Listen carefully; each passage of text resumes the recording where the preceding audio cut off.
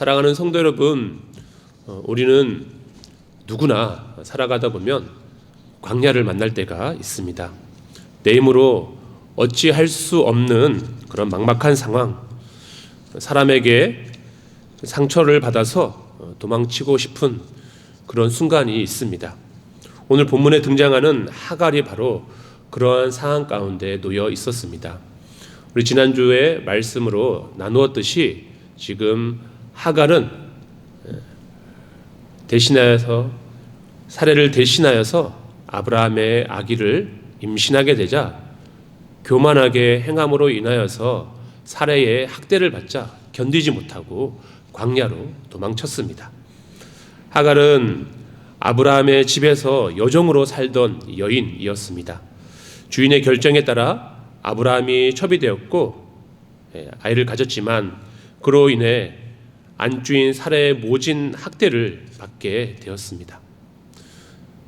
그 모진 학대 가운데 더 이상 참을 수가 없어 이 광야에 왔지만 광야는 아무도 없는 차가운 곳이고 더 외롭고 고통스러운 곳입니다. 아무도 없는 거친 들판, 임신한 몸으로 홀로 선 하갈의 마음이 어땠을까요? 어땠을까요? 이 말씀을 묵상하면서 아주 어렸을 때 어머니에게 아주 크게 혼이 난 적이 있었습니다. 제가 뭔 잘못을 저지른지 지금은 기억이 안 나는데 아무튼 큰 잘못을 저지른 것 같아요. 그래서 어머니가 너무 화가 나가지고 저에게 뭐라고 하셨냐면 집을 나가버리라고 이렇게 하셨어요. 근데 제가 이렇게 잘못했다고 빌어야 되는데 갑자기 고집을 확 피워가지고 그대로 밖에 나가가지고 저녁 해가 다 질 때까지 집에 들어가지 않고 막 배회하다가 뭔가 집으로 들어가야 되겠는데 들어갈 용기가 생기지 않아가지고 아파트 입구 반대편 공터에 가가지고 쭈그려 앉아 있었어요. 쭈그려 앉아가지고 어떡하지? 들어가야 되나 말아야 되나 할 때 어머니가 저를 발견하고는 위로해 주시면서 데려간 집으로 들어갔던 기억이 납니다. 지금 하갈이 이런 상태에 있는 거예요. 괴로움 때문에 이 광야로 왔지만 이 광야에서는 지금 당장 죽게 생긴 거죠. 돌아갈 수도 없고 여기 있을 수도 없는 너무나 큰 상황 가운데 있습니다. 그리고 그 마음은 너무나도 힘들고 외로웠을 것입니다. 세상에 나 혼자뿐이구나, 누구도 내 고통을 알지 못하는구나 라고 하는 그런 깊은 외로움과 우울감이 그에게 찾아왔을 것입니다. 그러나 오늘 말씀은 바로 그 절망의 자리에서 시작을 하고 있습니다. 아무도 보지 않는 광야에서 하갈을 주목하고 계셨던 분이 계셨기 때문입니다. 오늘 말씀을 통해 하갈을 살피시는 그 하나님이 나를 살피시는 그 하나님을 발견하게 되기를 바랍니다. 우리의 인생에 어떻게 개입하셔서 우리를 소망으로 인도하시는지 발견하는 그 귀한 은혜를 누릴 수 있는 저와 여러분이 되기를 간절히 축복합니다. 첫 번째로 우리가 살펴볼 하나님은 먼저 찾아와 물으시는 하나님이십니다. 하나님은 방황하는 우리를 먼저 찾아오시는 분이십니다. 우리 본문 7절 말씀을 함께 읽겠습니다. 여호와의 사자가 광야의 샘물 곁 곧 술길 샘 곁에서 그를 만나. 아멘. 성경은 여호와의 사자가 하갈을 만났다고 기록을 하고 있습니다. 하갈이 하나님을 찾은 것이 아닙니다. 하나님께서 길 잃은 하갈을 먼저 찾아내셨습니다. 하나님께서 하갈이 어디에 있는지, 어떤 마음으로 그 샘 곁에 앉아 있는지 하나님께서는 이미 알고 계시고 스스로 하나님을 찾을 수 없는, 집으로 돌아갈 수 없는 그에게 먼저 찾아가셔서 그를 만나 주셨습니다. 하나님께서 하갈에게 이렇게 물으십니다. 우리 8절에 보니 사라의 여종 하갈아, 내가 어디서 왔으며 어디로 가느냐라고 하면서 하나님께서 그의 마음 가운데 질문을 던지시고 그가 지금 그 마음이 어떠했는지 하나님께 정직하게 내어놓기를 바라고 계십니다. 이 질문은 하나님께서 하갈의 상황과 그 마음을 몰라서 하시는 말씀이 아닙니다. 하나님께서 사라의 여종이라는 하갈의 신분을 정확하게 다시 한번 상기시켜 줌을 통하여서 이 광야의 이 자리가 네가 있어야 할 자리가 아니라 나와 함께 다시 돌아가야 할 그 자리가 네가 있어야 할 자리라고 하나님께서 그를 일깨워 주시며 상처 입은 마음을 쏟아낼 수 있는 기회를 내려주신 것입니다. 말씀을 묵상하면서 참 의외라는 생각이 들었습니다. 사실 하갈의 임신은 하나님의 약속을 온전히 신뢰하지 못했던 인간적인 조급함과 불신앙이 만들어낸 결과였습니다. 아브라함과 사레가 기다리지 못하고 이런 비극을 만들어낸 것이죠. 구속사의 관점에서 볼 때 하갈은 어쩌면 관심 밖의 인물이었습니다.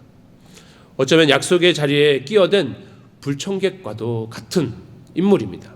하나님께서는 아브라함과 사레를 통하여서 그 자손을 이어가실 것이라고 분명히 말씀하셨는데 하갈의 임신은 이 약속의 말씀을 반하는 그런 결과였던 것이죠.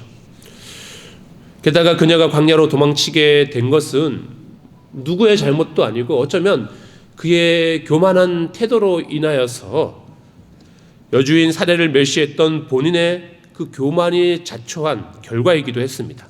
그럼에도 불구하고 성경은 마치 하갈이 주연 배우를 비추듯이 엑스트라에 불과했던 하갈에게 시선을 고정하고 있습니다. 그리고 하나님께서 그 비천한 여인을 얼마나 세밀하게 만나 주시는지를 우리는 말씀을 통하여서 상세하게 깨닫고 발견할 수 있게 되는 것이죠. 하나님께서 그녀를 이렇게 직접 찾아가서 만나 주신 이유를 찾아보니 이렇습니다. 첫 번째는 하나님께서 하갈을 찾으신 1차적인 이유는 그녀가 품은 아이 역시 아브라함의 자손이었기 때문입니다. 비록 인간의 조급함으로 빚어진 결과물일지라도 하나님께서는 아브라함에게 주신 복의 약속을 소홀하게 여기지 않으셨고 하갈을 살피신 것은 결국 아브라함에게 하신 약속, 그의 자손을 하늘의 별과 같이 하겠다라고 하는 그 약속을 이루시는 하나님의 신실하심의 발로였습니다. 두 번째로 하나님께서는 고통받는 자를 외면하지 않으시는 분이십니다. 성경 전체를 관통하는 하나님의 성품 중 하나는 바로 고아와 과부와 나그네를 돌보시는 하나님이시다라고 하는 것이죠. 하갈은 당시 사회의 가장 아주 낮은 계층인 이방인이었고 그 중에서도 여종이었습니다. 주인의 학대로 광야에 내몰린 사회적 약자였습니다. 하나님께서는 인간의 제도나 권력 관계가 만들어낸 불의와 그로 인한 신음소리를 직접 들으시는 분이심을 하갈을 통해서 증명하셨습니다.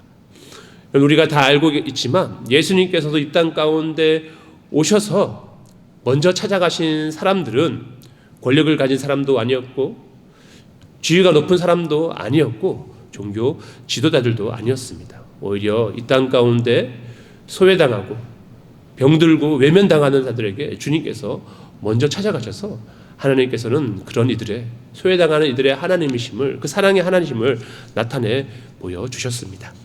그리고 마지막으로 하나님께서는 하갈과의 만남을 통해 하나님께서 누구신지, 하나님께서는 어떤 분이신지 그에게 보여주시고 알려주셨습니다. 아브라함의 울타리를 벗어나 광야로 도망친 하갈에게 나타나심으로써 하나님께서는 특정 민족이나 장소에 갇힌 분이 아니라 어디에나 계시며 모든 존재를 주목하시는 통치자, 역사의 주관자이시며 온 우주 만물의 왕이신 하나님이심을 그에게 나타내 주셨을 뿐만 아니라 그녀를 사랑하시는 하나님이심을 그에게 나타나여 알려주셨습니다. 우리가 고통 속에 있을 때 가장 먼저 힘든 것은 나 혼자라는 생각 때문입니다. 하지만 기억하시기 바랍니다. 우리가 도망쳐 나온 그 광야에서도, 아무도 없는 그 광야에서도 하나님께서는 먼저 우리에게 찾아오시고 우리와 늘 함께 하시는 분이시다라고 하는 것입니다.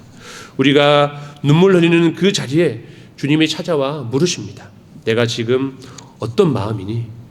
어디로 가고 싶니? 이 무릎에 나에게 찾아오시는 그 하나님께 마음의 문을 열고 그분을 나의 마음에 모셔드리고 나의 그 아픈 마음을 주 앞에 다 쏟아내고 구할 때 하나님께서는 우리의 마음을 위로하시고 치유하시며 다시금 우리에게 소망과 회복을 주시는 그 하나님이심을 기억하시기 바랍니다.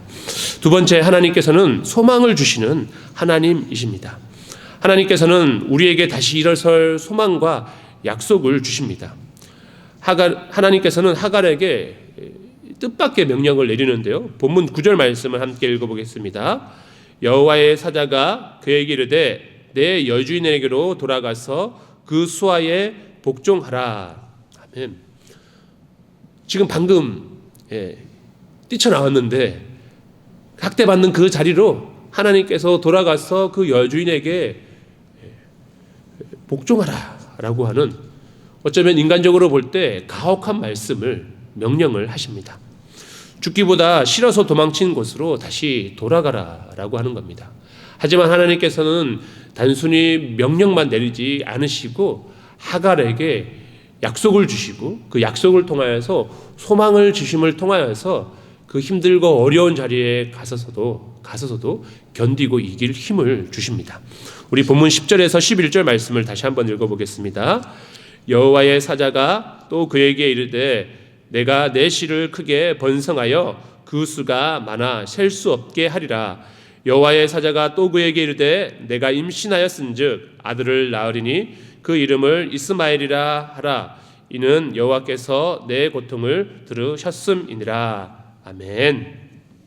하나님께서 먼저 너를 통하여 태어날 그 아이가 번성하게 될 것이다 라는 소망을 주십니다. 내 삶이 여기서 끝나는 것이 아니라 내 씨를 크게 번성하게 하리라. 그녀의 자녀들이 크게 번성하게 되고 큰 또 한 민족의 어머니가 될 것이다 라고 하는 소망을 주셨습니다. 너의 삶의 자리가 이 광야에서 끝나는 것이 아니라 계속해서 이어질 뿐만 아니라 복을 받아서 큰 민족을 이루게 된다라고 하는 소망을 주십니다. 그리고 응답의 약속을 주십니다. 앞으로 태어날 그 아이의 이름을 이스마엘이라고 하는데요. 여러분들 이스마엘이라고 하는 아이의 그 이름의 뜻이 뭐냐면 하나님께서 들으신다라고 하는 의미입니다. 다시 말해 네가 이곳에서 슬픔 가운데 고통 가운데 하나님 앞에 부르짖고 기도할 때 내가 반드시 응답하실 것이고 그 기도를 내게 이루어 주시겠다라고 하는 응답의 약속입니다. 네가 고통 가운데 나를 찾으면 내가 너를 만나 줄 것이고 또한 그 기도를 응답하여서 내게 위로를 줄 것이고 또한 너희가 구하는 것을 들어주시겠다라고 하는 하나님의 약속을 하갈은 붙들었습니다. 그러므로 말미암아 그가 그 고통의 자리 가운데로 다시 돌아갈 수 있는 힘을 얻게 된 것입니다. 하갈이 고통 중에 부르짖는 소리를 하나님께서는 그동안 다 듣고 계셨음을 증표로 보여주신 것이죠. 우리가 다시 문제가 있는 삶으로 돌아갈 수 있는 그 힘과 원인과 이유는 환경이 다시 좋아졌기 때문에 그리로 돌아가는 것이 아니라 나를 도우시는 하나님의 약속이 있기 때문에 그 약속이 우리 가운데 소망이 되기 때문에 우리는 그곳으로 돌아가 견딜 수가 있는 것이죠. 소망은 단순히 좋은 일이 일어날 것 같다라고 하는 막연한 확신이 아닙니다. 소망은 하나님께서 약속하셨으니 반드시 이루어질 것이다 라고 하는 믿음이고 확신입니다. 하갈은 그 믿음을 가졌기에 그 확신을 가졌기 때문에 사라의 집으로 다시 돌아갈 수 있었습니다. 로마서 12장 12절 말씀을 함께 읽어보겠습니다. 소망 중에 즐거워하며 환난 중에 참으며 기도에 항상 힘쓰며. 아멘. 하갈이 광야에서 만난 하나님은 단순히 위로만 주시는 분이 아니시라 그에게 소망을 주시는 하나님이십니다.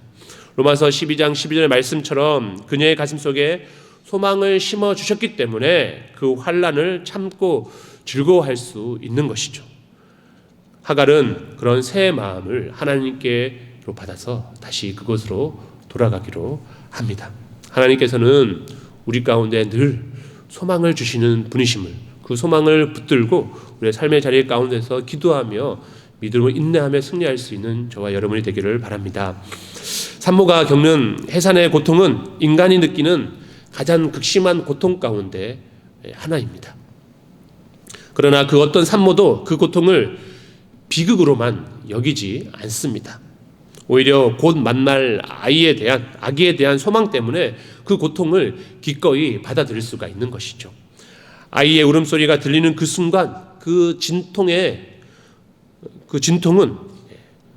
그동안 그 아픈 진통은 바로 기쁨으로 바뀔 수가 있습니다. 하갈이 임신한 몸으로 광야를 걷는 것은 육체적으로나 정신적으로 고통스러운 진통의 시간이었습니다. 그러나 하나님께서는 그녀의 태중에 있는 아이에 대한 약속을 주셨을 뿐만 아니라 미래의 생명에 대한 소망이 주셨기 때문에 오늘의 진통을 죽음의 고통이 아니라 생명의 과정으로 받아들일 수가 있었던 것입니다. 세 번째로 하나님께서는 나를 살피시는 하나님이십니다. 하나님은 나를 눈동자처럼 살피시는 분이십니다. 하나님의 음성을 듣는 하갈은 놀라운 고백을 합니다. 우리 본문 13절 말씀도 다시 한번 읽어보겠습니다. 하갈이 자기에게 이르신 여호와의 이름을 나를 살피시는 하나님이라 하였으니 이는 내가 어떻게 여기서 나를 살피시는 하나님을 배웠는고 함이라. 아멘. 하갈은 어쩌면 아브라함의 집에서 학대를 받고 고통 가운데 있었을 때는 하나님께서 어떤 분인지도 모르고 하나님은 자기의 고통을 알지 못하는 그저 관망하는 분으로 알고 있었을지도 모릅니다. 그런데 그가 이곳 광야에 와서 비로소 하나님을 만남을 통하여서 그는 하나님께서는 나를 알지 못하는 분도 아니고 나를 관망하는 분도 아니고 내 고통을 내버려두는 분이 아니라 나를 살피시고 나의 마음을 아시고 나로 하여금 소망을 주시는 하나님이심을 그가 알게 된 것입니다. 그래서 그가 여기서 하나님을 향하여서 나를 살피시는 하나님이다 라고 믿음의 신앙의 고백을 합니다. 이것을 히브리어로 엘로이라고 하는데요, 이 뜻은 나를 지켜보시는 하나님, 나를 보고 계시는 하나님이라 라고 하는 뜻입니다. 하갈은 이방인이었고 여종이었습니다. 당대 사회에서 사람 취급을 받지 못하던 존재였습니다. 아브라함과 사례조차 그녀를 아이를 낳는 소모품으로 여겼습니다. 그런데 온 우주의 창조주께서 이름 없는 여종인 나를 주목하고 계셨다는 사실에 하갈은 전율을 했을 것입니다. 현대 심리학에서 누군가 자신의 고통을 진심으로 알아주는 그것만으로도 치유가 시작될 수 있다라고 합니다. 고독사 문제가 심각한 오늘날 사회적 단절 속에 살아가는 이들에게 가장 필요한 것은 누군가 나의 마음을 알아주고 누군가 내 고통에 대해서 관심을 가지고 두고 보고 있다라고 하는 그 확신이라고 하는 거죠. 소외당하지 않고 관심만 있다면 살아갈 용기가 생긴다라고 하는 것입니다.